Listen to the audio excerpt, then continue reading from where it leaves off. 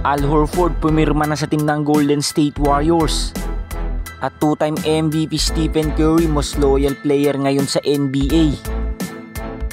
So ayon sa kalalabas sa balita ngayon ni Shams ng ESPN, opisyal na nga pumirma former NBA champion si Al Horford ang multi-year contract sa Warriors. Siya na nga din ang inaasahang starting center ng Golden State Warriors next season dahil siya na nga magiging kapalit ng naiwang pwesto ni Kevon Looney.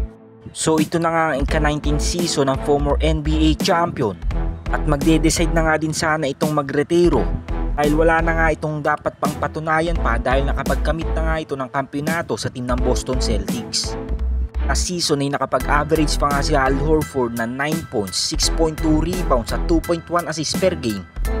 At meron nga din itong 1.5 combined steals and blocks sa 28 minutes itong playing time. Well, napakalaki nga ng maitutulong ni Al Horford ngayon sa team ng Golden State Warriors dahil bukod nga sa kanyang napakatinding depensa, mabibigyan nga din niya ng magandang spacing system at Jimmy Butler dahil sa kanyang 3-point shooting. Gamat na acquire na nga ng Warriors front office ang former NBA champion na si Al Horford. Ayon nga sa mga latest report ngayon ni Anthony Slater, isusunod na nga ng Dubs si DeAnthony Melton at GP2. Habang ang 56 pick naman ng Golden State Warriors na si Will Richard, kabibigay nga lang dito ng 4 na taong kontrata. Sa kabuuan na roster nga nila for next season ay meron na nga silang 13 players. Pang-14 na nga sana si Jonathan Kuminga, ngunit nagmamatigas pa nga din ito sa Warriors front office.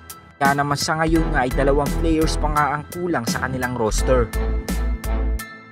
Sa ika-17 season naman ng two-time MVP na si Stephen Curry sa Golden State Warriors, sabi nga ng ilang mga executive na siya na nga daw ang most loyal player ngayon sa NBA dahil sa 17 pananatili nga niya sa Dubs. Wala na nga siyang dapat pampatunayan pa dahil nakapagkamit na nga ito ng 4 na championship at meron na nga din siyang isang finals MVP at ang hindi makakalimutang 2 unanimous regular season MVP ang ginawa nito sa magkasunod na season. Noon pa man sa ika-17 season nga na two-time MVP, nga sa mga reports ay siya nga daw ang natatanging active player na lamang sa NBA na nakapaglaro ng 17 season sa iisang kupunan. Dahil sa pagiging most loyal player nga nito sa team ng Golden State Warriors, inamahan na nga ni Steph ang ilang mga Hall of Fame players. Katulad na lamang ni Dirk Nowitzki na naglaro ng 21 season sa team ng Dallas Mavericks. At nga yan ni Kobe Bryant na nakapaglaro ng 20 seasons sa team ng Los Angeles Lakers. Si Udonis Haslem din ay nakapaglaro ng 20 seasons sa team ng Miami Heat. Si Tim Duncan naman ay nanatili ng 19 seasons sa team ng San Antonio Spurs.